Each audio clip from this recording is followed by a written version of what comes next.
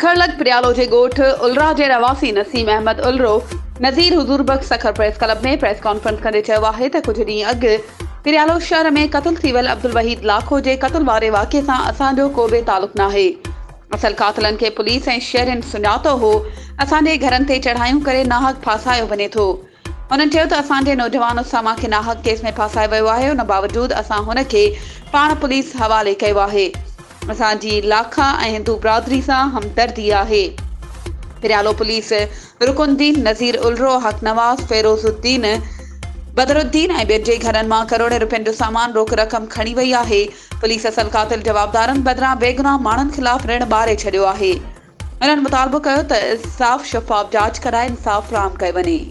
वधीक ख़बरुनि ऐं अपडेट्स जे लाइ असांजे चैनल खे सब्सक्राइब कयो ऐं हा बेल आइकन खे प्रेस करणु न विसारिजो त जीअं असांजी हर नई अचण वारी वीडियो तव्हां ताईं पहुची सघे।